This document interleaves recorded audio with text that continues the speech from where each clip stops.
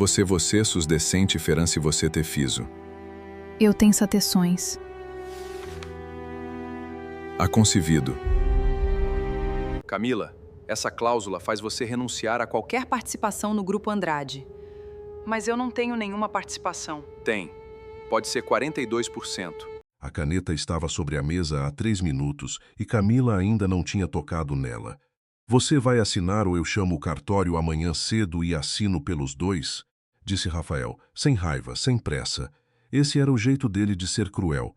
A voz calma como quem já tomou a decisão e só está esperando a formalidade. Ela levantou os olhos. 32 anos de idade, 8 de casamento, e era assim que terminava. Num escritório de advocacia no 14º andar, com uma vista de São Paulo que custava o que ela nunca ia poder pagar por conta própria. Pelo menos era o que Rafael achava. Eu quero ler antes, ela disse. Camila! Ele puxou a cadeira para frente e sentou do outro lado da mesa. A gente conversou sobre tudo isso. A divisão é justa. O apartamento fica com você, o carro fica comigo, a empresa fica comigo. Isso é o que nós acordamos. Você acordou, ela corrigiu. Eu nunca concordei. Rafael passou a mão pelo cabelo. Era um gesto que ela conhecia bem. Significava que ele estava perdendo a paciência, mas ainda ia manter o controle. Por enquanto. Eu tenho um compromisso às 18 horas, ele disse. Você tem até às 17h40. Camila pegou a caneta. Não para assinar, só para ter algo nas mãos enquanto lia. E leu cada linha, cada cláusula. E quando chegou na página 4, parou.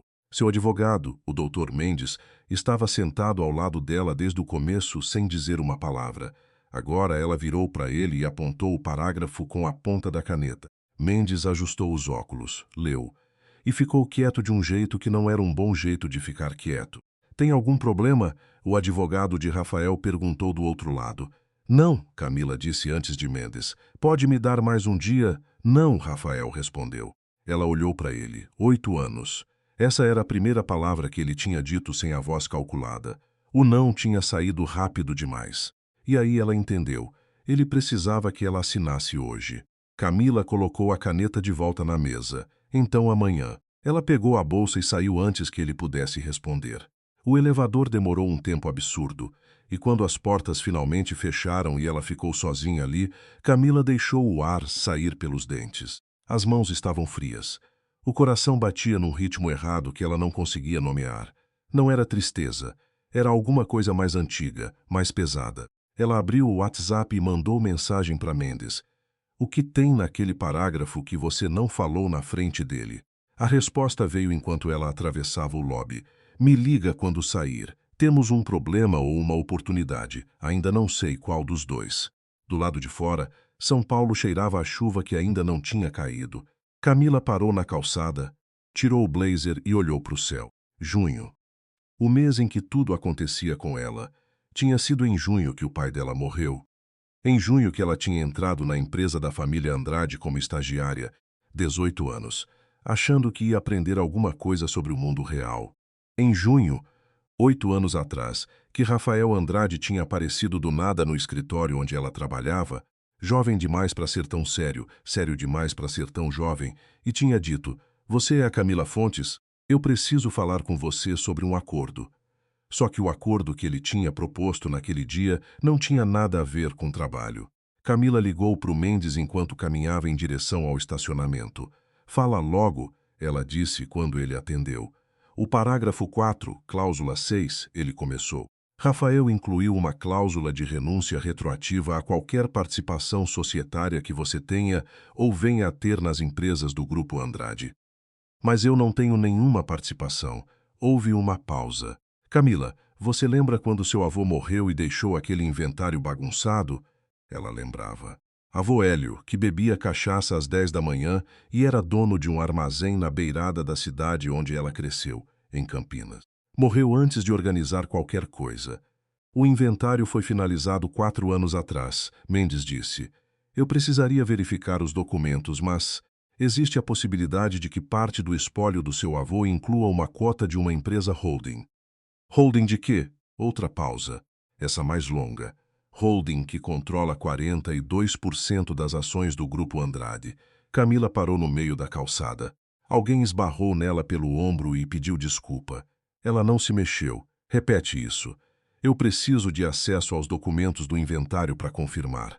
Mas se o que eu acho for verdade, Camila, Rafael não está te pedindo para assinar um divórcio. Ele está te pedindo para abrir mão da empresa dele. Ela ficou olhando para o ônibus que passava na rua, com propaganda de um supermercado colada nos dois lados. Bateu um vento frio. A chuva que estava chegando cheirava a terra. E ele sabe disso? Ela perguntou. O advogado dele com certeza sabe. Se Rafael sabe, Mendes deixou a frase no ar. Essa é a pergunta de 1 milhão. Não, era a pergunta de muito mais do que isso. Camila Fontes tinha entrado no Grupo Andrade como estagiária de logística porque precisava do dinheiro. Simples assim. O pai tinha acabado de morrer. A mãe tinha aquela loja de costura que mal pagava as contas. E o nome da família Andrade em São Paulo significava estabilidade. Significava salário no 12º dia útil. Significava plano de saúde. Ela não tinha chegado procurando um herdeiro. Rafael Andrade tinha aparecido 3 meses depois da contratação. Numa tarde de terça, quando ela estava organizando planilhas de rotas de entrega no computador mais lento que o setor tinha, ele tinha parado na porta, olhado para o monitor e dito: "Isso não é do jeito certo." Ela tinha levantado os olhos. "Com todo respeito, o senhor é quem?" Ele tinha quase sorrido. Rafael Andrade. Ela tinha respirado fundo e esperado ele continuar. O jeito certo, ele tinha dito, puxando uma cadeira sem pedir permissão, é agrupar por região antes de agrupar por peso. Você está fazendo o contrário. E eles tinham ficado ali por 2 horas, reorganizando planilhas, enquanto o resto do setor ia embora um por um, apagando as luzes. Quando o andar inteiro já estava vazio, ele tinha perguntado: "Você almoça na empresa?" "Às vezes. Amanhã não almoça. Eu te busco às 12. Não foi uma pergunta. Ela tinha ficado com vontade de dizer que não só por isso, mas tinha dito que sim. 6 meses depois eles estavam namorando. 16 meses depois, tinham casado numa cerimônia pequena que a mãe dele nunca tinha aprovado e nunca tinha escondido que não aprovava. Dona Teresa Andrade. 6 décadas de vida, 30 de comando discreto de uma das maiores fortunas industriais do Brasil. Ela nunca tinha gritado com Camila. Nunca tinha sido grossa de um jeito que pudesse ser acusado. Só tinha esse jeito de olhar, como se Camila fosse uma conta que não fechava e ela estava esperando alguém corrigir o erro. Nos primeiros anos, Camila tinha tentado. Tinha aprendido os nomes das pessoas certas, aparecido nos jantares certos, vestido as roupas certas. Tinha trabalhado no Grupo Andrade por 4 anos antes de pedir demissão, quando a empresa começou a crescer rápido demais e Rafael foi claro, ficaria estranho ela continuar lá. As pessoas iam falar. Ela tinha engolido, ficado em casa, tinha tentado engravidar por 2 anos que ela preferia não pensar. Tinha tomado conta de um apartamento de 300 metros quadrados que nunca tinha parecido dela, com uma reforma que ela não tinha escolhido, com uma decoração que Rafael tinha aprovado com a ajuda de uma arquiteta jovem chamada Isabela. A Isabela. Camila teria conseguido ignorar a arquiteta se Rafael tivesse sido um pouco menos descuidado, mas ele tinha começado a chegar tarde num ritmo que não era o ritmo de trabalho. A falar menos, a olhar o celular mais, a responder perguntas simples com aquele tom de quem está pensando em outra coisa. Ela tinha dito para ele em março. Direto: "Você está me traindo?" Ele não tinha negado. Tinha ficado em silêncio por uns 10 segundos e aí tinha dito: "Eu quero o divórcio, Camila. Eu acho que a gente já sabe que não funciona." Como se fosse simples, como se os 8 anos pudessem ser desmontados com a mesma calma que ele usava para aprovar uma planilha de orçamento. Ela não tinha chorado na frente dele. Tinha esperado ele sair do quarto e aí tinha ficado sentada na beira da cama por 40 minutos, olhando para o armário com as roupas dele, pensando numa coisa que não fazia sentido pensar naquele momento, mas que não saia da cabeça. O avô Hélio sempre dizia que ela ia ser dona de alguma coisa grande um dia. "Você tem o olho certo, Camila. Seu pai não tinha, mas você tem." Ela nunca tinha entendido o que ele queria dizer. Agora, parada na calçada de Pinheiros com o telefone na mão, começava a imaginar. Mendes enviou os documentos do inventário na manhã seguinte. Eram 72 páginas de linguagem jurídica que Camila leu 3 vezes. na mesa da cozinha com café que ficou frio antes de ela terminar a primeira página. O avô Hélio tinha chegado em São Paulo em 1972, com nada além de um irmão mais velho e uma dívida de jogo. O irmão, Osvaldo, tinha feito melhor na vida. Tinha entrado como sócio menor de uma empresa de importação que, ao longo de 30 anos, tinha se transformado em outra coisa, depois em outra, até virar uma holding de participações chamada GFH Investimentos. Osvaldo tinha morrido sem filhos. A parte dele na GFH tinha passado para o herdeiro mais próximo que existia no papel, porque na vida real ninguém se falava. Hélio Fontes, de Campinas. Hélio Fontes que bebia cachaça e nunca tinha pedido nem um centavo ao irmão rico. Hélio Fontes que tinha morrido sem reorganizar o inventário porque não sabia o que Osvaldo tinha deixado e o advogado da cidade não tinha ido fundo o suficiente. E agora a GFH Investimentos, que controlava 42% das ações ordinárias do Grupo Andrade, estava no inventário de Hélio Fontes como bem a ser partilhado entre os herdeiros. A viúva, que tinha renunciado à herança 2 anos atrás por orientação de um advogado que Camila não conhecia, e a filha única do filho único de Hélio, Camila Fontes Andrade. Ela fechou o computador e ficou olhando pela janela da cozinha. Lá fora, a goiabeira do vizinho balançava com um vento que ela não conseguia sentir daqui de dentro. Era uma manhã muito comum para uma descoberta dessa. O celular tocou. Era Rafael. Ela deixou tocar 3 vezes antes de atender. Bom dia, ela disse. Você não apareceu para o cartório ontem à tarde. Eu disse que precisava de mais tempo. Camila. E lá estava ele de novo, aquela paciência afiada. O que você quer com mais tempo? A divisão já foi acordada. O Mendes viu tudo. O Mendes viu o que você quis mostrar para ele. Silêncio. Curto. 2 segundos que ela ficou contando. O que isso quer dizer? Ele perguntou. Quer dizer que eu também tenho um advogado, Rafael, e que ele é bom. Ela desligou antes que ele pudesse responder. Naquele dia à tarde, uma mulher entrou no escritório de Mendes sem agendar. A recepcionista foi dizer que não dava, e a mulher disse, fala que é Helena Fonseca, ele me atende. Era 60 e poucos anos. Cabelo branco cortado curto, terno azul escuro que não tinha nada de exibicionista, mas custava o que a recepcionista ganhava em 3 meses. Mendes a recebeu 30 segundos depois. Helena Fonseca era a diretora jurídica do Grupo Andrade havia 21 anos. Ela tinha ajudado a construir metade dos contratos que o grupo usava, conhecia os pontos fracos de cada um e não tinha dormido bem nos últimos 2 dias. Ela fechou a porta do escritório de Mendes com cuidado. Quanto ela sabe? Helena perguntou. Mendes cruzou os braços. Você está perguntando isso no lugar errado. Não estou aqui como advogada do grupo. Estou aqui como alguém que está acompanhando a situação. Helena sentou sem ser convidada. Rafael não sabe o que está fazendo. Ele sabe que existe a GFH, sabe que tem uma questão societária pendente, mas não sabe a extensão. Não sabe que ela pode ter 42%. Por que você está me contando isso? Helena olhou para ele por um tempo antes de responder. Porque eu conheço Teresa Andrade há 30 anos. E eu sei o que ela faz com as pessoas que ficam no caminho dela. Uma pausa. Inclusive o que ela fez com o pai de Camila. Mendes ficou quieto. Não é minha história para contar, Helena disse.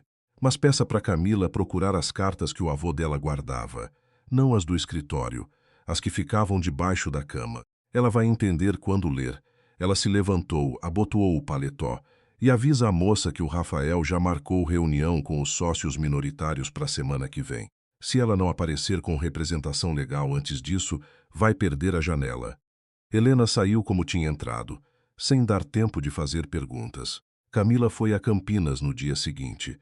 A casa da mãe era a mesma de sempre, menor do que ela lembrava porque a gente sempre acha as casas maiores na infância. A mãe, Sônia, estava na varanda com uma revista aberta no colo que ela claramente não estava lendo. Precisava me ligar antes de vir, Sônia disse como cumprimento. Oi, mãe. Elas se abraçaram do jeito delas, rápido, com aquela estranheza que tinha crescido aos poucos ao longo dos anos e que Camila nunca sabia como diminuir. Você tá bem? Sônia perguntou. Não, vim pegar as coisas do vovô que ainda estão aqui. A mãe foi entrando na casa na frente dela. Que coisas? Só tem uns livros velhos e uns papéis lá embaixo. É o que eu preciso. Os papéis do avô ficavam numa caixa de sapato embaixo da cama do quarto de hóspedes, que também tinha sido o quarto do avô nos últimos 2 anos de vida dele. Camila se ajoelhou no chão e puxou a caixa. Cheirava a mofo e aquela coisa específica de papel velho que não tem outro nome. Tinha cartas, muitas. A maioria era de fornecedores do armazém, faturas antigas, recibos. Mas no fundo da caixa havia um envelope diferente, mais grosso, com a letra de Osvaldo na frente. Para Hélio, quando você precisar entender. O envelope estava aberto. Alguém já tinha lido. Sônia estava parada na porta do quarto olhando. Você sabia, Camila disse. Não era uma pergunta. A mãe demorou um segundo. Seu avô leu quando Osvaldo morreu. Ele ficou com isso por 2 semanas e não disse nada para ninguém. Só me chamou um dia e disse: Sônia, guarda isso. Se um dia precisar, você vai saber o que fazer com isso. E você guardou. E eu guardei. Camila abriu o envelope. Tinha um documento de 2 páginas e uma carta manuscrita de 4. A carta falava de uma dívida antiga entre os 2 irmãos. Falava de um negócio que deu errado nos anos 80 e que Osvaldo tinha coberto sozinho, sem pedir nada de volta. Falava de uma mulher chamada Teresa, que na época era noiva de um sócio de Osvaldo, e de como ela tinha convencido esse sócio a tirar Hélio de um contrato que teria mudado a vida dele. A mulher chamada Teresa tinha se casado com outro homem depois. Tinha tomado as ações que o marido deixou e construído o Grupo Andrade. E Osvaldo, que sabia de tudo, tinha deixado tudo isso registrado.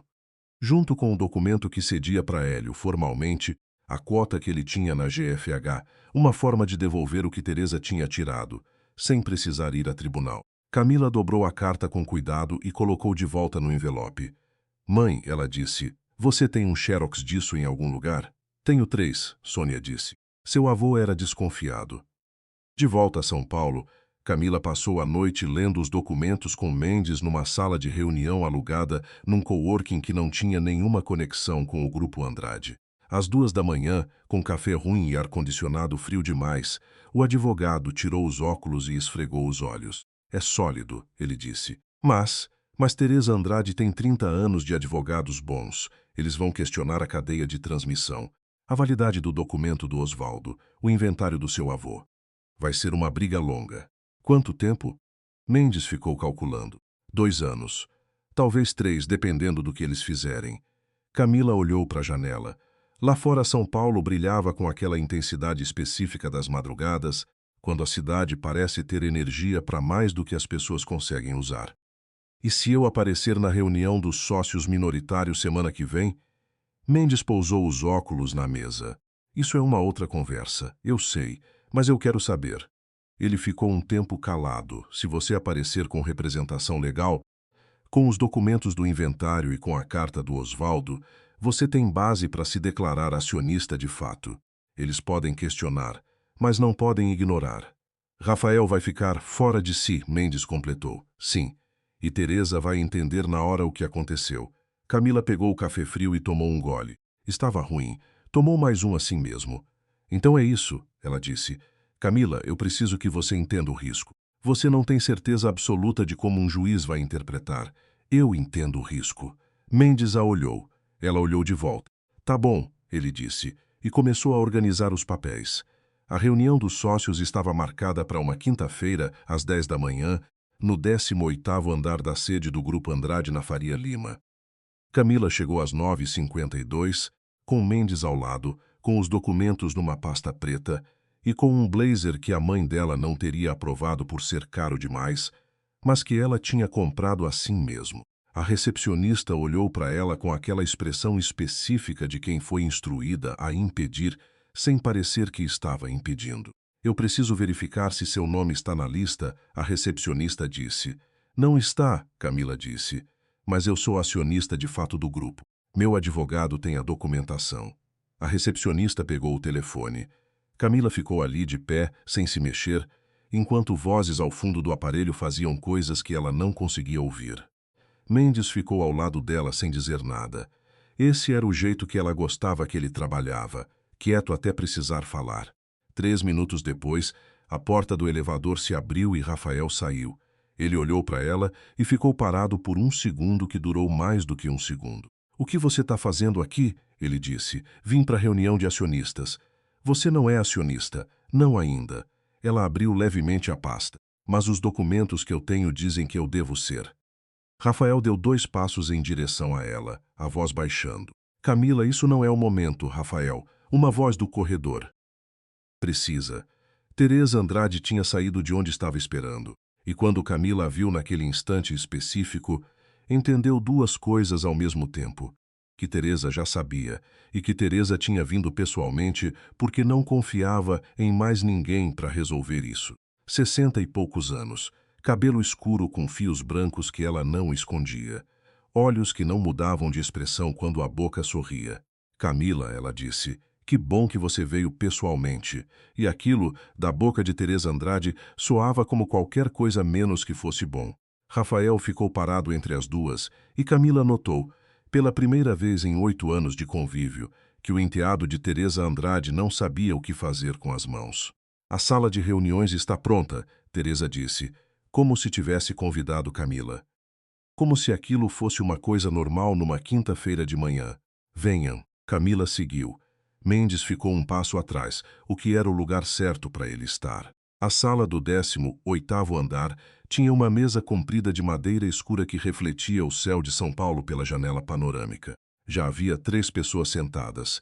2 homens de terno que Camila não conhecia e uma mulher de 50 e tantos anos que ela reconheceu de uma foto do site do grupo. Diretores, sócios minoritários. Teresa foi direto para a cabeceira. Rafael ficou em pé perto da janela, o que Camila interpretou como um sinal de que ele não sabia se devia sentar ou ficar. Vou ser direta, Teresa disse, e Camila acreditou nela nessa parte. Nós sabemos o que você encontrou. Helena nos comunicou ontem. Camila sentiu alguma coisa se ajustar internamente, como uma peça que encaixa num lugar inesperado. Helena tinha avisado Teresa, e ainda assim tinha mandado Camila buscar as cartas. 2 jogos ao mesmo tempo, ou um jogo com 2 frentes. Então já sabe por que eu estou aqui, Camila disse. Sei. Teresa abriu as mãos sobre a mesa, um gesto que ela provavelmente achava que parecia conciliador. E é por isso que quero resolver isso entre nós, antes que vá para qualquer tribunal. Que tipo de resolução você tem em mente? Rafael se moveu perto da janela. Teresa não olhou para ele. Um acordo financeiro justo. Você recebe o equivalente ao valor das ações, calculado pelo balanço atual da empresa, e renuncia formalmente a qualquer participação societária. Mendes se inclinou levemente para frente, mas Camila colocou a mão no braço da cadeira e ele ficou quieto. Quanto é isso? Ela perguntou. Teresa nomeou um número. Era um número que tornava impossível não reagir, e Camila ficou satisfeita consigo mesma por conseguir não reagir. Eu preciso de tempo para considerar, ela disse. Você tem até amanhã ao meio-dia. Rafael deu um passo. Mãe, Rafael. Teresa não levantou a voz. Só disse o nome e ele parou. Camila olhou para ele nesse momento.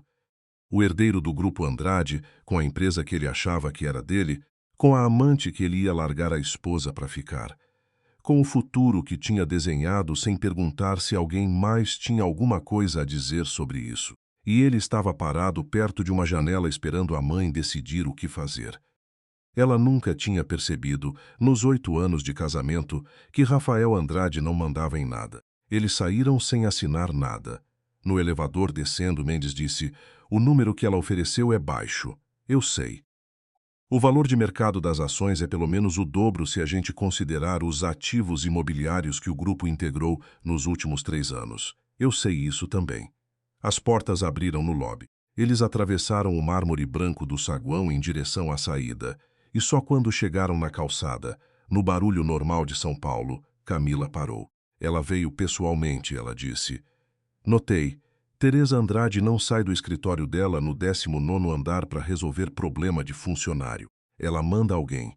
Camila colocou os óculos de sol, mais para ter um segundo para pensar do que por causa do sol, que estava encoberto. Se ela veio pessoalmente, é porque tem alguma coisa nessa história que ela não confia em mais ninguém para esconder.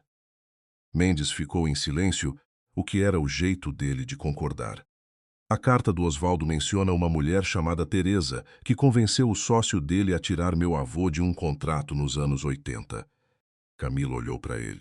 Se isso for verificável, não é só uma questão societária, é um histórico de conduta que pode mudar a narrativa inteira. Pode, Mendes disse com cuidado, mas verificar isso depois de 40 anos.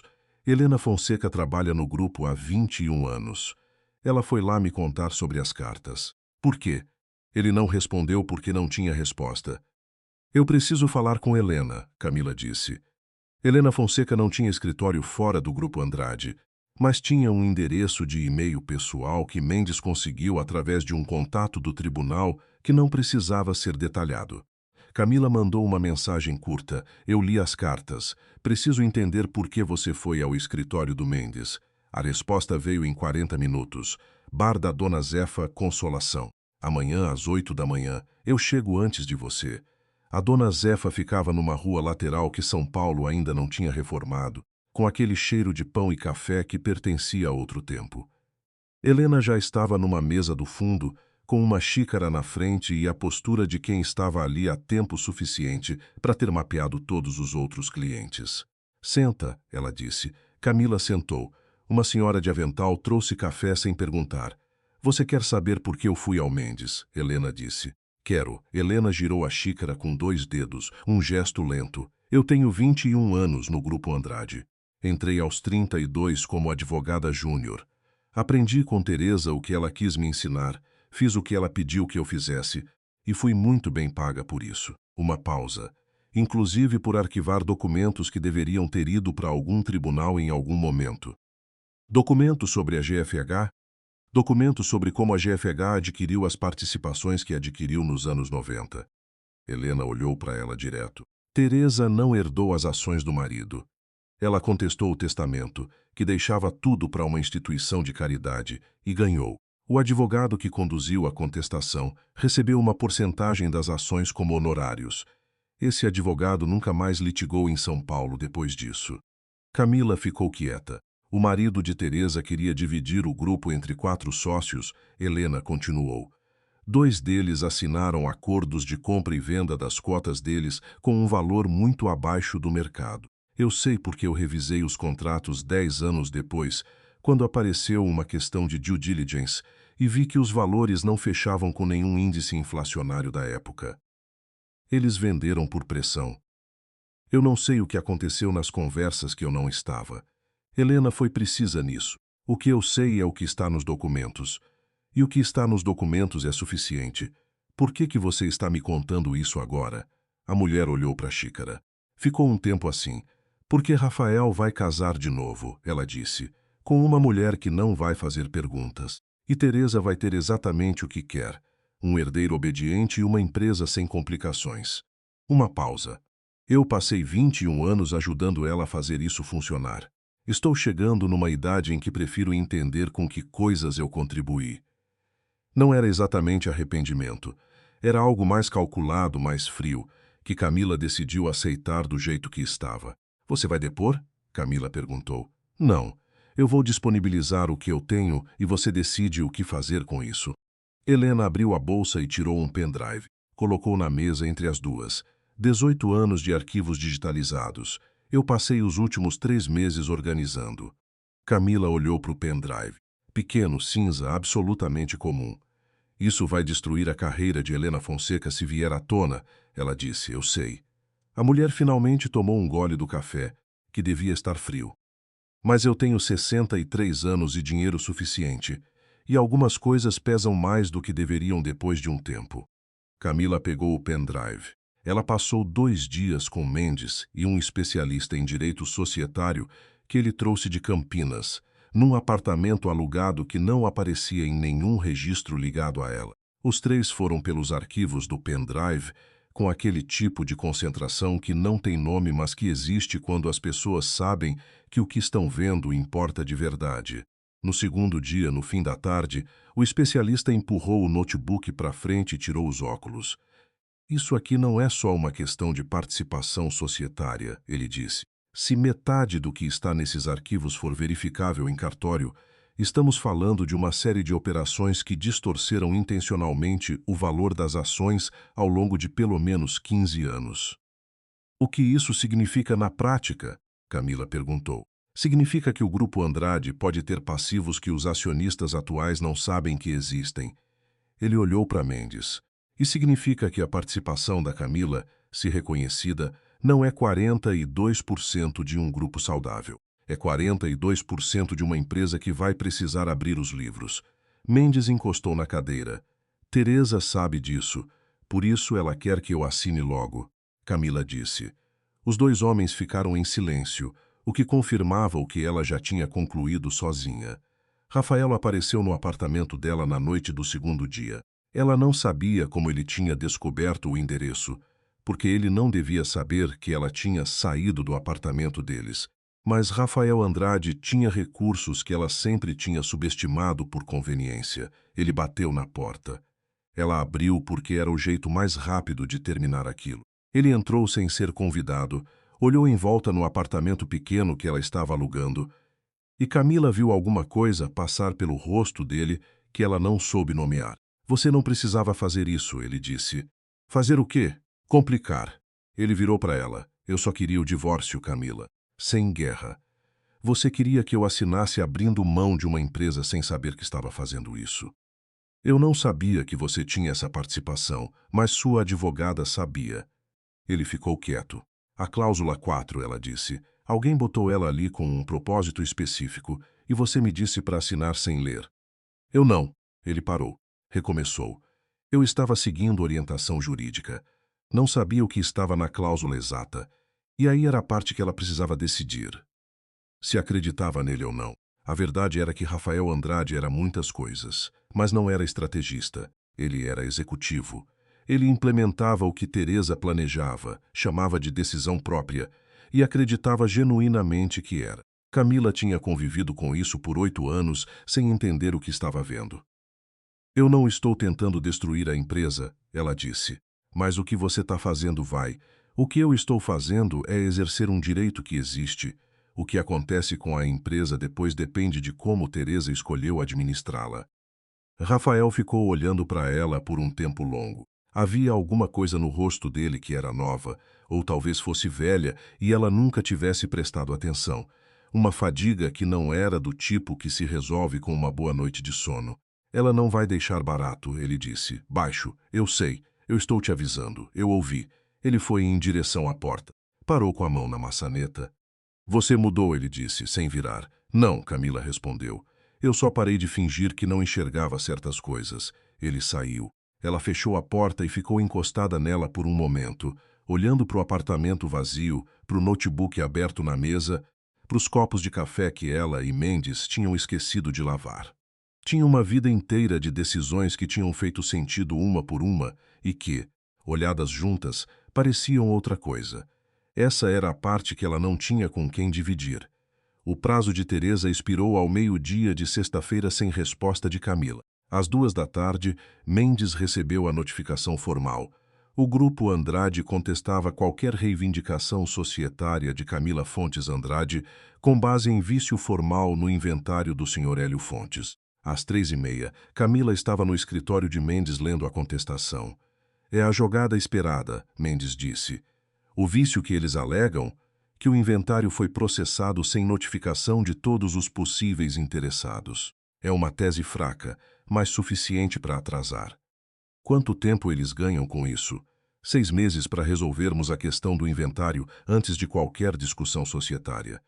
Camila pensou nos 6 meses, na reunião dos sócios que já tinha acontecido sem ela, no que Teresa podia fazer com 6 meses de margem. Tem outra forma de entrar? Ela perguntou. Mendes e o especialista trocaram um olhar. Tem, o especialista disse. Mas não é pelo caminho societário. Então por qual? Pelos passivos que identificamos nos arquivos da Helena. Ele puxou o notebook para frente. Se você apresentar esses documentos como base para uma ação por apuração de haveres, você não está pedindo para ser reconhecida como acionista. Você está pedindo que o grupo preste contas de operações específicas que afetam o valor das suas participações. Eles vão dizer que eu não tenho legitimidade para isso, Mendes disse. Vão tentar. Mas é um argumento diferente, um tribunal diferente, um prazo diferente. E enquanto isso tramita, o Grupo Andrade vai ter que responder perguntas que não quer responder. Camila ficou olhando para o teto por alguns segundos. Era uma coisa pequena que ela fazia quando precisava pensar, e Mendes já conhecia e ficava quieto nesses momentos. Isso pressiona Teresa, ela disse. Muito. Isso pressiona o conselho todo. Sim. E pressiona os sócios minoritários que não sabem que existem passivos. O especialista assentiu devagar. Se algum deles souber antes de Teresa contar, a situação interna do grupo muda. Camila abaixou os olhos do teto. Quem são os sócios minoritários que estavam na reunião? Os 2 nomes que Mendes conseguiu foram Eduardo Salles e Miriam Vasconcelos. Eduardo tinha uma empresa de logística que distribuía 60% de seus contratos para o Grupo Andrade. Miriam tinha entrado como sócia 5 anos atrás, através de uma fusão, e nunca tinha participado ativamente da gestão. Camila foi atrás da Miriam primeiro, porque Miriam tinha pedido para sair da reunião 15 minutos antes do final. Era um detalhe pequeno que a recepcionista tinha mencionado, sem querer, quando Camila tinha voltado para o lobby para buscar um documento que tinha esquecido propositalmente. Gente que sai cedo de reunião importante ou está com pressa ou está desconfortável. Elas se encontraram num café no Itaim, num horário que a Miriam tinha proposto. Sexta às 5 da tarde, quando a maioria dos executivos já estava pensando no fim de semana. Miriam Vasconcelos tinha 52 anos e o jeito de quem passou a vida inteira sendo subestimada e aprendeu a usar isso. Cabelo preso, roupa simples, mãos que seguravam a xícara sem qualquer tensão visível. Você foi à reunião na quinta passada, Miriam disse, sem prólogo. Fui. Teresa ficou irritada depois que você foi embora. Mais do que eu vi ela ficar em muito tempo. Isso te preocupou? Miriam tomou um gole antes de responder. Eu entrei no Grupo Andrade porque a fusão foi boa no papel. Em 5 anos, comecei a notar algumas incongruências nos relatórios financeiros que eu recebia. Pequenas, do tipo que pode ser erro ou pode ser escolha. E você fez o que com isso? Perguntei para Helena Fonseca. Miriam colocou a xícara de volta. Ela me disse que estava analisando. Isso foi há 2 anos. Camila ficou quieta. 2 dias atrás, Helena pediu demissão, Miriam disse. Aquilo aterrissou de um jeito que Camila não tinha previsto. Quando? Ela perguntou. Quinta, depois que você foi embora da reunião. Miriam olhou para ela com atenção. Eu não sei o que você tem nas mãos. Mas se Helena foi embora depois que você apareceu, eu quero saber o que aconteceu. Naquela noite, Camila ficou tentando falar com Helena e não conseguiu. O e-mail voltou com aviso de caixa cheia. O número de celular que Mendes tinha ia direto para a caixa postal. Às 11 da noite, uma mensagem chegou de um número desconhecido. Tô bem. Saí antes que me pedissem para fazer uma coisa que eu não ia fazer. Você tem tudo o que precisa. Confia no que está nos arquivos. Camila ficou olhando para a mensagem por uns 2 minutos. Depois digitou. Obrigada. Nenhuma resposta veio. Ela não esperava. O advogado de Teresa ligou para Mendes na manhã de segunda-feira com uma nova proposta. O número tinha aumentado 30%. Ela está preocupada, Mendes disse para Camila. Eu sei. Miriam Vasconcelos pediu acesso aos relatórios financeiros completos dos últimos 5 anos na sexta-feira à tarde. O grupo tem obrigação legal de fornecer. Ela entrou em contato comigo ontem, Camila disse. Quer marcar uma reunião com o especialista? Mendes ficou quieto por um segundo. Isso muda a dinâmica. Muda. Teresa vai perceber que Miriam está se movendo. Já percebeu. Por isso o número subiu. A tarde estava cinza pela janela. Daquele cinza específico de São Paulo que podia durar dias. Camila olhou para a rua lá embaixo, para o movimento das pessoas que não sabiam nada sobre o que estava acontecendo ali em cima e que viviam suas vidas perfeitamente bem sem saber. Ela tinha passado 8 anos tentando entrar num mundo que nunca ia deixá-la entrar de verdade. Tinha chegado como estagiária, virado esposa, ficado em casa, organizado jantar, sorrido para o lugar certo, e mesmo assim nunca tinha deixado de ser a moça de Campinas que tinha aparecido num escritório de logística. O dinheiro que Teresa estava oferecendo era mais do que a mãe dela ia ver na vida inteira. Era mais do que Camila tinha calculado que ia conseguir quando tudo isso começou. E não era suficiente.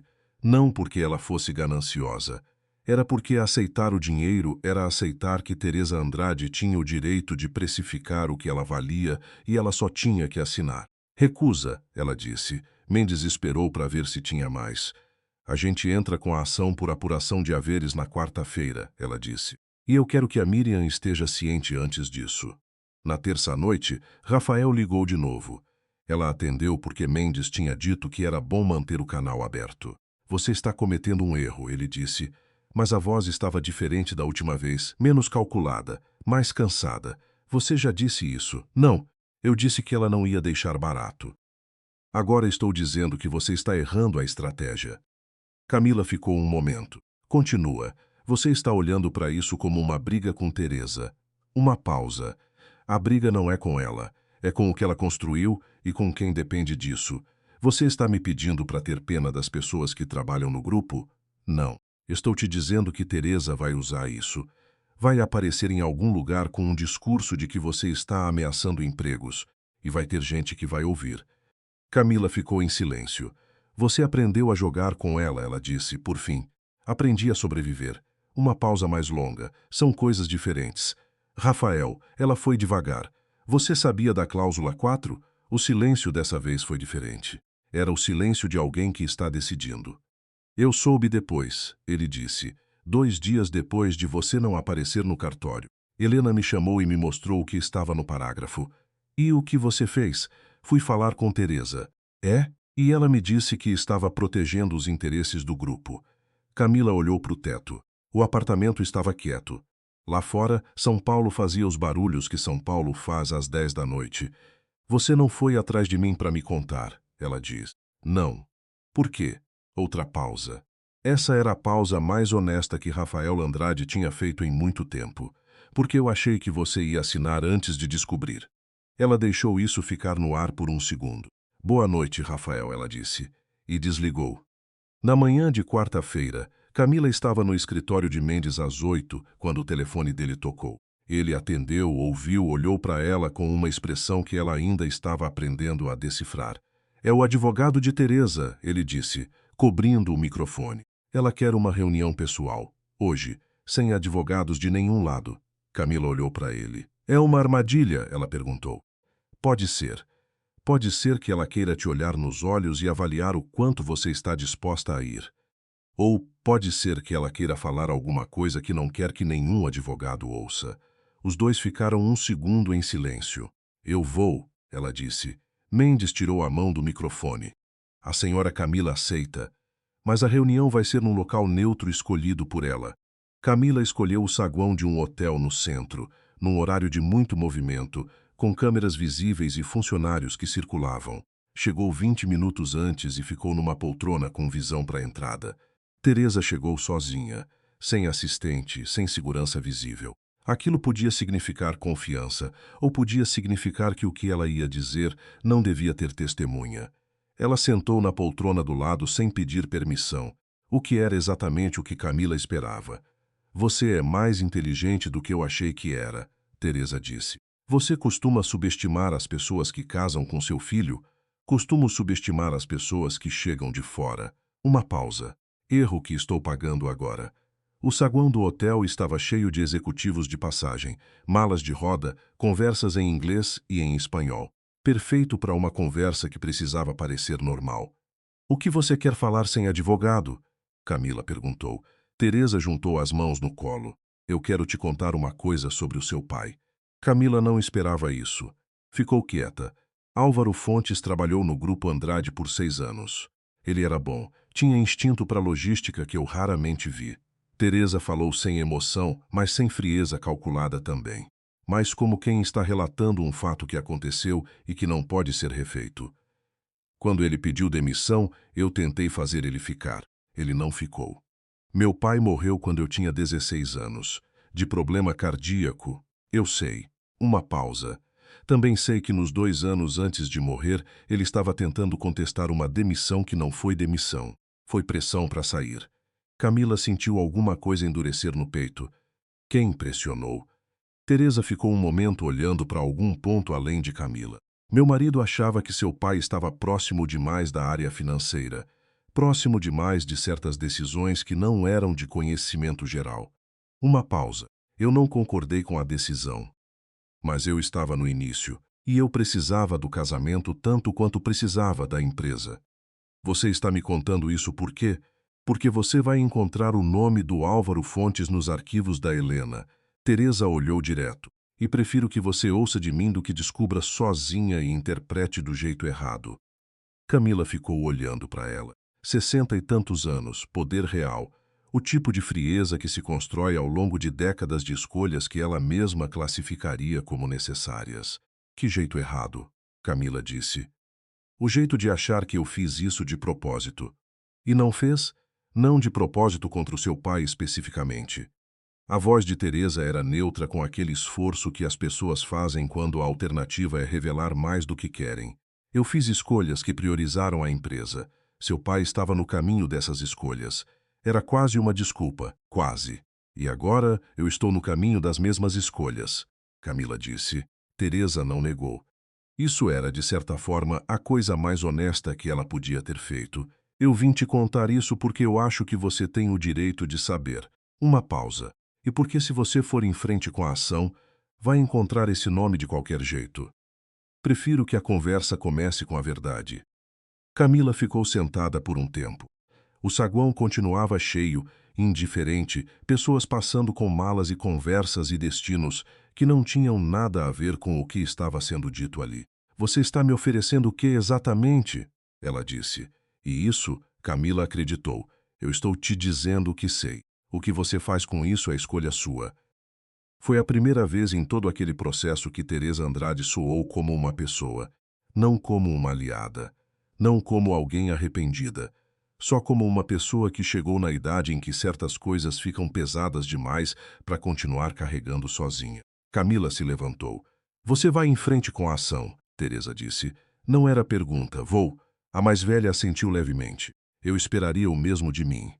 Camila saiu do hotel e ficou na calçada por um momento, deixando o barulho da cidade pousar nela. Tinha o nome do pai nos arquivos da Helena. Tinha a história de um homem que ela conhecia por fragmentos, pelo cheiro do café que ele tomava, pela forma como ele ria numa piada ruim, por uma lembrança específica de uma tarde que ele a levou num parque e comprou 2 sorvetes sem perguntar qual sabor ela queria porque ele já sabia. Esse homem tinha trabalhado para uma empresa que o empurrou para fora por saber demais. E ela, 20 anos depois, estava caminhando na direção oposta. O celular tocou. Era Mendes. A ação está pronta, ele disse.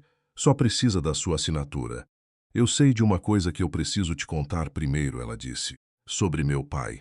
Ela começou a caminhar em direção ao escritório dele, com São Paulo em volta, e foi contando.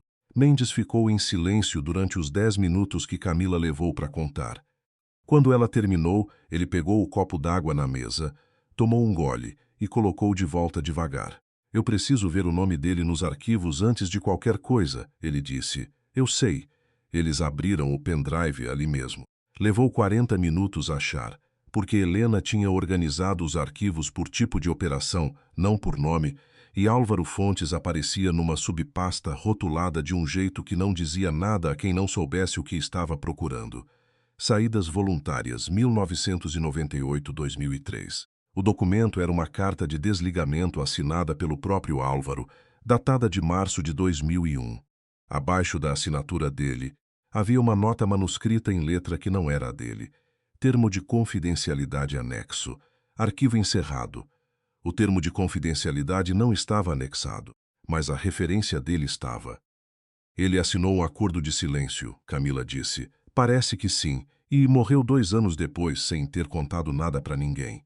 Mendes ficou quieto. Isso não muda o que a gente vai fazer, ela disse. Mais para ela mesma do que para ele. Não muda a ação em si, Mendes concordou, mas pode mudar como a gente a enquadra. Se o acordo de confidencialidade foi obtido sob pressão, isso é um elemento adicional, mas é mais difícil de provar depois de 20 anos. É. Camila ficou olhando para o documento na tela, a assinatura do pai. Aquelas letras que ela conhecia de bilhetes que ele deixava na geladeira. Fui fazer compras. Volto logo. Pai. Uma letra que inclinava levemente para a direita, de alguém que tinha aprendido a escrever com pressa. Ela fechou a aba. Protocola a ação, ela disse. Hoje. A ação por apuração de haveres foi protocolada às 4h20 da tarde de uma quarta-feira que parecia uma quarta-feira normal em São Paulo. O sistema judicial recebeu, gerou o número, e o processo passou a existir de um jeito que não podia ser desfeito com uma ligação ou uma reunião de saguão de hotel.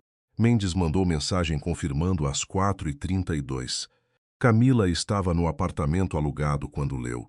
Ficou sentada na beira da cama, com o telefone na mão, e não sentiu o que tinha imaginado que ia sentir. Não havia alívio, não havia triunfo. Era mais parecido com aquele momento depois de tomar uma decisão muito grande, quando a adrenalina baixa e você percebe que o mundo continua igual do lado de fora. Ela ligou para a mãe. Sônia atendeu no segundo toque, o que significava que estava esperando. Fiz, Camila disse. Do outro lado, um silêncio. Depois, tá bem, quer que eu venha aí? Não precisa. Perguntei se você quer, não se precisa. Camila ficou um segundo. Pode vir no fim de semana. Vou fazer aquele frango que você gosta. O com o limão? Tem outro? A resposta do Grupo Andrade ao protocolo veio em 48 horas, o que era rápido demais para ser casual. Teresa tinha um time jurídico que vigiava o sistema. A contestação era extensa, técnica e construída sobre 3 pilares: vício no inventário do avô de Camila, ilegitimidade dela como parte interessada nos haveres, e uma tese sobre a natureza da GFH Investimentos que argumentava que a holding não configurava participação societária direta no Grupo Andrade. O especialista que Mendes tinha trazido de Campinas leu tudo numa tarde e saiu da reunião sacudindo a cabeça de um jeito que podia ser admiração ou preocupação. É bem feito, ele disse. O argumento da natureza da GFH é criativo. Eu nunca vi essa tese usada dessa forma. Vai funcionar? Camila perguntou. Não sei ainda. Vai depender do juiz. Ele abriu as mãos. Mas tem uma coisa que eles não previram. O quê? Miriam Vasconcelos entrou com um pedido independente de auditoria dos relatórios financeiros. Ontem, ele olhou para Mendes. Eu soube hoje de manhã. Se o pedido for aceito, o grupo vai ter que abrir os livros independentemente do que aconteça com a ação da Camila. Camila pensou em Miriam no café do Itaim, nas mãos que seguravam a xícara sem tensão. Comecei a notar algumas incongruências. Miriam estava esperando uma oportunidade, ela disse. Parece que sim. E a ação da Camila foi a oportunidade. O especialista assentiu. 2 frentes independentes são muito mais difíceis de conter do que uma.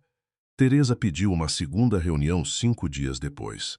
Dessa vez no próprio escritório dela, 19º andar, com aquela vista de São Paulo que custava mais por metro quadrado do que a maioria das pessoas ganhava num ano. Era uma escolha de espaço calculada. Mostrar onde dela estava, o que ela tinha construído, o que estava em jogo. Camila foi com Mendes. Não porque precisasse de apoio, mas porque essa reunião devia ter testemunha. O escritório de Teresa era menor do que Camila esperava. Sem ostentação. Uma mesa, 2 estantes cheias de processos encadernados, uma foto da família num canto que Camila olhou rápido e desviou. Rafael devia ter uns 20 anos nessa foto. Parecia mais leve. Teresa estava de pé perto da janela quando elas entraram. Não foi sentar. Ficou lá, com São Paulo atrás dela. O pedido de auditoria da Miriam foi aceito, Teresa disse, sem preâmbulo. Eu soube, Camila disse. Isso vai criar um processo demorado, custoso e que vai assustar investidores antes que qualquer irregularidade seja comprovada ou refutada. Eu entendo, você entende, mas foi você que movimentou isso. Camila ficou olhando para ela. Eu protocolei uma ação legítima sobre uma participação que é legalmente minha. O que a Miriam decidiu fazer é decisão dela. Teresa afastou da janela e foi até a mesa, mas não sentou. Ficou parada atrás dela, as mãos espalmadas na superfície. Você quer a empresa, ela disse. Não era acusação, era avaliação. Quer o que é meu, são a mesma coisa. Não são. Camila foi devagar. O que é meu é uma participação que existe há décadas e que ninguém me contou que existia. Não estou tentando tomar nada que você construiu. Estou pedindo reconhecimento de algo que já existia antes de eu aparecer aqui. E se esse reconhecimento desmontar o que eu levei 30 anos construindo? Isso é uma questão que você deveria ter feito antes de incluir uma cláusula de renúncia num acordo de divórcio. Teresa ficou olhando para ela. Por um segundo, só um, Camila viu alguma coisa que não era raiva e não era cálculo. Era o rosto de uma pessoa que fez escolhas por muito tempo e que estava chegando no ponto em que algumas delas estavam voltando de um jeito que ela não tinha planejado. O que você quer especificamente? Teresa perguntou. E essa era a pergunta certa.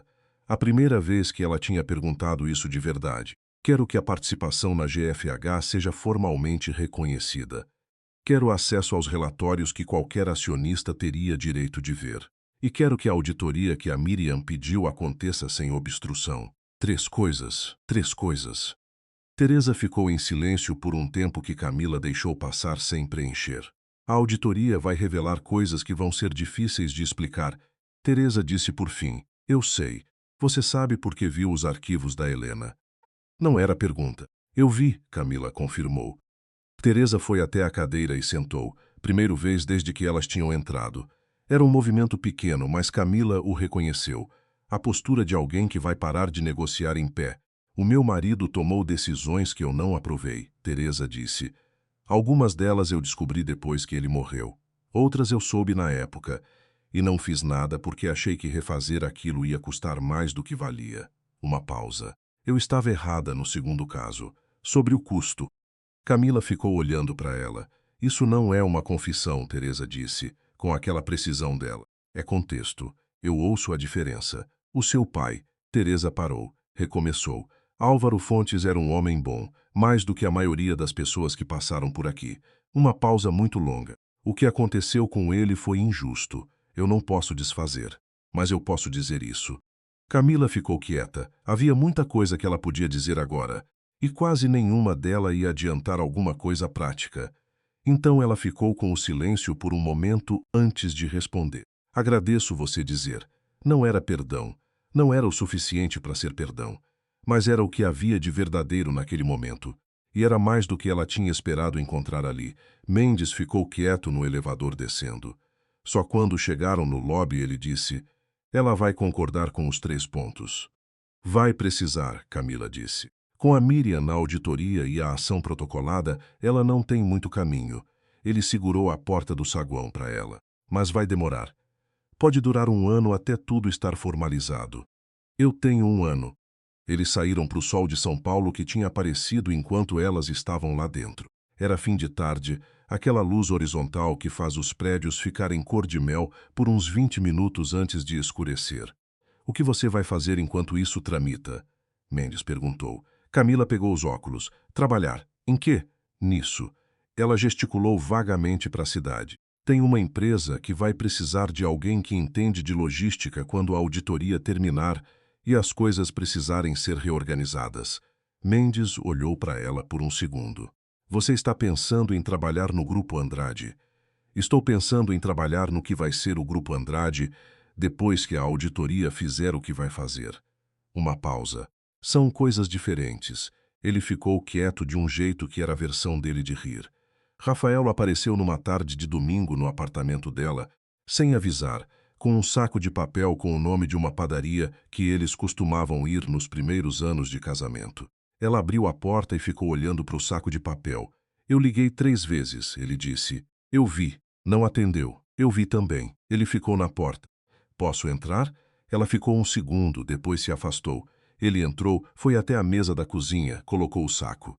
Tirou 2 pãezinhos de queijo embrulhados e 2 cafés numa embalagem térmica. Você ficou sabendo da auditoria? Ela disse, mais como confirmação do que pergunta. Fiquei. Ele ficou de pé do outro lado da mesa. E do acordo que minha mãe vai assinar. Ela te contou? Ela não me conta muita coisa. Ele encostou na geladeira, os braços cruzados. Eu fui atrás porque queria saber. Camila puxou uma cadeira e sentou. Esperou. Eu fui falar com ela ontem, Rafael disse. Perguntei sobre a cláusula 4. De novo, dessa vez sem deixar ela mudar de assunto. E? Ela me disse que estava protegendo o grupo. Ele ficou em silêncio por um segundo. Eu perguntei se ela sabia que eu ia pedir o divórcio antes de eu pedir. Camila ficou quieta. Ela sabia, ele disse. Isabela é sobrinha de um sócio do grupo. Teresa me apresentou para ela num jantar corporativo há 2 anos. Uma pausa. Eu achei que tinha sido coincidência. A tarde de domingo era quieta. Lá fora passava um carro. Uma criança gritou alguma coisa de longe. Você está me dizendo que foi armado. Camila disse. Não sei se foi tanto assim. Rafael descruzou os braços, mas acho que quando ela viu a direção que as coisas estavam tomando, não foi contra. Ela queria o divórcio porque sabia da GFH. Provavelmente soube antes de mim. Ele foi até a cadeira do lado da mesa e sentou, sem pedir licença, mas de um jeito diferente das vezes que ele fazia isso sem se perguntar se devia. Eu fico me perguntando quantas coisas eu achei que foram minhas ideias. Camila pegou um café. Tomou um gole. Estava quente, do jeito certo. Não é uma pergunta que eu consigo responder por você, ela disse. Não estou pedindo que responda. Ele ficou olhando para a mesa. Estou tentando entender com o que eu contribuí sem saber. Era a coisa mais honesta que Rafael Andrade tinha dito para ela em muitos anos. Talvez desde antes do casamento, quando ele explicava planilhas de logística numa sala vazia num escritório de São Paulo. A Isabela sabe? Camila perguntou. Não sei. Não perguntei ainda. Ele olhou para ela. Eu preciso terminar uma coisa antes de começar outra. Camila ficou em silêncio. O divórcio ainda vai acontecer, ele disse. Não como anúncio. Como um fato que ele estava reconhecendo em voz alta. Eu não estou pedindo para voltar atrás nisso. Eu sei. Mas eu quero que seja um divórcio honesto. Sem cláusula 4. Sem pressão. Sem prazo de cartório. Ela ficou olhando para ele por um momento. 8 anos. Uma cozinha de apartamento alugado. 2 cafés e 2 pãezinhos de queijo que esfriavam enquanto eles conversavam. Manda pro Mendes, ela disse. Já mandei pro meu advogado novo. Uma pausa. Mandei a Helena embora antes de perceber que eu ia precisar de alguém. A Helena foi embora sozinha. Eu sei. Mas eu também teria mandado. Ele se levantou. Eu vou indo. Você não vai comer o pão? Ele ficou um segundo, olhou para o saco na mesa, olhou para ela. Você está me convidando a ficar? Estou dizendo que o pão vai esfriar. Ele ficou em silêncio. Depois puxou a cadeira de volta e sentou. Eles comeram o pão de queijo e beberam o café sem dizer muita coisa. Lá fora São Paulo continuou sendo São Paulo, indiferente e barulhenta e cheia de pessoas vivendo vidas que não tinham nada a ver com aquela cozinha. Não era reconciliação. Era alguma coisa mais simples e mais difícil do que isso. 2 pessoas que tinham chegado ao fim de alguma coisa e estavam descobrindo, com certa surpresa, que ainda conseguiam estar no mesmo espaço sem que o ar ficasse pesado. Quando Rafael foi embora, Camila ficou na mesa por um tempo depois que a porta fechou. Depois levantou, lavou as xícaras e abriu o notebook. Tinha trabalho. O acordo formal com Teresa foi assinado 6 semanas depois, num cartório do centro, com 2 advogados de cada lado e nenhuma câmera. Teresa chegou com 5 minutos de atraso, o que para ela era o equivalente a chegar na hora. Ela assinou sem ler, o que era a coisa mais surpreendente de todo o processo. Mendes olhou para Camila e ela olhou de volta. As duas sabiam que Teresa tinha decorado cada linha há semanas. Quando saíram, na calçada, Teresa parou ao lado de Camila por um segundo antes de ir para o carro. Você vai comparecer às reuniões do conselho? Ela perguntou. Quando tiver legitimidade para isso, sim. Teresa considerou. Você deveria aprender a jogar golfe. Metade das decisões do conselho é tomada antes da reunião. Camila ficou olhando para ela. Você está me dando um conselho? Estou observando um fato. Teresa ajustou a bolsa no ombro. Bom dia, Camila. E foi. A auditoria levou 8 meses. Camila acompanhou de longe, através de Mendes e de reuniões mensais com Miriam Vasconcelos que se tornaram, aos poucos, algo mais próximo de uma aliança do que qualquer uma das duas tinha planejado. Miriam era do tipo de pessoa que chegava com uma pauta e saía com tudo riscado da lista. Camila aprendeu a gostar disso. No 6º mês, o relatório preliminar da auditoria confirmou as incongruências que Miriam tinha sinalizado. Não eram fraudes no sentido que vai para a manchete de jornal, mas eram distorções sistemáticas de avaliação de ativos que beneficiavam a holding central em detrimento dos sócios minoritários. O conselho se reuniu numa segunda de manhã. Camila não estava presente ainda porque o reconhecimento formal dela como acionista ainda estava em tramitação. Mas Miriam estava, e Miriam mandou uma mensagem às 14h. Foi bem. 3 dos 4 membros votaram por transparência total. Teresa se absteve. Camila leu a mensagem numa reunião de logística que ela tinha começado a fazer consultoria, porque o dinheiro que ela tinha não ia durar para sempre e trabalho era o jeito que ela sabia estar no mundo. Guardou o celular e voltou para a planilha na frente dela. O divórcio foi finalizado num dia comum de abril, com aquele calor precoce que São Paulo às vezes tem antes do outono se decidir. Camila assinou sem a cláusula 4. Rafael assinou do outro lado da mesa sem fazer contato visual, o que era o jeito dele de manter a compostura. Quando terminou e os advogados juntaram os papéis, Mendes foi falar com o advogado de Rafael sobre um detalhe técnico perto da janela. Camila ficou na mesa. Rafael ficou na cadeira do lado. "Tá bom?" ele perguntou. Era a mesma pergunta que a mãe dela tinha feito meses atrás. Camila deu a mesma resposta. "Não ainda." Rafael assentiu lentamente. "Justo, mas vai ficar." Ele ficou olhando para ela por um segundo, com aquela expressão de quando ele estava processando alguma coisa que ia levar mais tempo para entrar. "Eu acho que vai." Os advogados voltaram. Os papéis foram assinados. O casamento de 8 anos e 4 meses terminou com uma carimbo num documento num 14º andar em Pinheiros. Eles saíram juntos até o elevador, o que não tinha sido planejado, mas aconteceu porque as portas estavam no mesmo corredor. Esperaram o elevador lado a lado em silêncio. "Você vai bem?" Rafael disse, sem virar. Não era uma pergunta sobre o estado de espírito dela. Era uma observação sobre a trajetória, sobre o que ele estava vendo. "Você também vai", ela disse. E as portas abriram.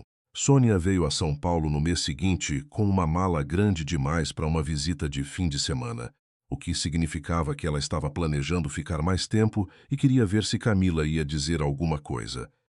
Camila não disse. Elas ficaram 3 semanas, e nas segundas semanas, Sônia encontrou a carta do Osvaldo, que Camila tinha deixado na gaveta da mesinha de cabeceira porque não conseguia guardá-la em outro lugar ainda. Elas conversaram sobre Álvaro Fontes naquela tarde, por mais tempo do que tinham conversado sobre ele nos últimos 16 anos. Sônia contou coisas que nunca tinha contado, não por esconder, mas porque nunca tinha havido o momento certo, e os momentos certos às vezes precisam ser criados. Ele sabia que tinha esse inventário lá, Sônia disse, com o chá esfriando na mão. Sabia que tinha alguma coisa do irmão do pai. Mas nunca foi atrás porque achava que querer saber ia parecer ganância. E não era. Não, era direito. Sônia bebeu o chá frio sem reclamar do frio. Mas seu pai confundia as duas coisas às vezes. Acho que você também confundiu por um tempo. Camila ficou em silêncio. Você parou de confundir, Sônia disse. Não como elogio, como observação factual, da mesma forma que Teresa tinha dado o conselho sobre o golfe. Demorou. Essas coisas demoram. A mãe colocou a xícara na mesinha. Seu avô levou a vida inteira. O reconhecimento formal da participação de Camila na GFH Investimentos saiu num decreto do tribunal em agosto, 14 meses depois que ela não tinha assinado aquele papel no 14º andar. Mendes ligou com a voz de quem está tentando não demonstrar o quanto estava satisfeito e não estava conseguindo muito bem. Transitou em julgado, ele disse. Sem recurso pendente. Eles não vão recorrer? O prazo expirou ontem. Teresa decidiu não entrar com mais nada. Camila ficou sentada na cadeira do escritório de consultoria que ela tinha alugado num coworking em Pinheiros. Era um espaço pequeno, com uma janela que dava para uma árvore que estava perdendo as folhas porque julho tinha chegado frio. Obrigada, Mendes, ela disse. Você fez o trabalho difícil, ele disse. Eu só trouxe os documentos certos para o lugar certo. Depois que desligou, ela ficou sentada por um tempo olhando pela janela para a árvore. Tinha aquela quietude específica das coisas grandes quando finalmente acontecem. Menor do que você esperava, mais sólida do que você achava que ia ser. O telefone tocou de novo. Era Miriam. Eu ouvi, Miriam disse quando Camila atendeu. Parabéns. Obrigada por tudo que você fez. Eu fiz o que era do meu interesse. Miriam disse isso sem modéstia e sem falsa humildade, que era o jeito que Camila tinha aprendido a gostar. Mas o interesse era também o certo. Às vezes as coisas coincidem. Às vezes coincidem. A primeira reunião do conselho em que você pode participar é em setembro. Uma pausa. Vem preparada. Vai ter gente que ainda não está feliz com isso. Eu sei. Bom, então até setembro. Em agosto, Camila foi a Campinas visitar a mãe e o túmulo do pai. Levou flores que Álvaro Fontes teria achado desnecessárias, mas que ela precisava levar assim mesmo. Ficou um tempo ali, numa tarde de inverno paulista que não era frio de verdade, mas fingia ser, com o céu daquele azul específico que só existe nessa época do ano. Não disse nada em voz alta porque não era o tipo de pessoa que falava para o túmulo, mas pensou em tudo que teria sido diferente se ele tivesse ficado. Se Teresa não tivesse deixado o marido pressionar. Se Osvaldo tivesse organizado o inventário antes de morrer. Se Hélio tivesse contado para Sônia o que tinha na carta antes de morrer também. Cadeias de silêncios que passavam de geração em geração até alguém decidir parar de passar. Ela colocou as flores, ficou mais um tempo e foi embora. A reunião do conselho em setembro aconteceu numa manhã de sol no 18º andar, com a mesma mesa de madeira escura e a mesma vista de São Paulo. Havia 6 pessoas sentadas quando Camila entrou. Miriam estava na cadeira à esquerda. Teresa estava na cadeira da cabeceira. Os outros 4 eram rostos que Camila conhecia de documentos e de um almoço que Mendes tinha organizado em julho para que ela pudesse se preparar. Ela sentou, abriu o caderno e esperou a reunião começar como qualquer outra reunião. Teresa presidiu sem olhar para ela com mais frequência do que olhava para qualquer outro membro. Isso era, Camila percebeu, a versão de respeito de Teresa Andrade. Tratar alguém como igual era não distinguir. No meio da pauta, um dos diretores trouxe uma proposta de expansão logística que tinha um problema estrutural que saltava dos números. Camila ouviu a apresentação inteira antes de levantar a mão. Tem uma questão na projeção de distribuição, ela disse. O modelo não considera o custo de sazonalidade nas rotas do norte. Se a gente não ajustar isso, a margem real vai ser 15% menor do que o projetado. Silêncio. 2 segundos. O diretor olhou para o slide. Olhou de novo. Onde exatamente? Ele perguntou. Página 7, terceiro gráfico. Ela já tinha o caderno aberto na anotação certa. Posso detalhar depois da reunião se quiser. O diretor assentiu. Teresa não se mexeu. Miriam olhou para a janela com aquela expressão de quem está contendo alguma coisa. A reunião continuou. No final, quando as pessoas iam saindo, Teresa parou ao lado de Camila enquanto ela fechava o caderno. A questão da sazonalidade, Teresa disse. Você viu isso nos relatórios financeiros ou em outra coisa? Nos relatórios. E em 4 anos de planilhas de logística antes de entrar no grupo. Teresa ficou em silêncio por um segundo. Você devia ter ficado quando Rafael pediu para você sair. Você devia ter deixado meu pai continuar quando seu marido pediu para mandar embora. As palavras saíram sem planejamento, mas sem raiva também. Eram só a verdade, que às vezes ocupa o mesmo espaço que a raiva, mas é feita de outra coisa. Teresa ficou olhando para ela. Por um momento que durou o suficiente para Camila entender que ela estava sendo medida de um jeito diferente do que tinha sido medida nos 8 anos anteriores. Isso é verdade, Teresa disse por fim, e saiu. Camila ficou sozinha na sala por 1 minuto, com a vista de São Paulo inteira pela janela. A cidade que não parava, que não devia nada a ninguém, que construía e demolia e construía de novo como se tempo fosse infinito. Ela fechou o caderno, pegou a bolsa e foi.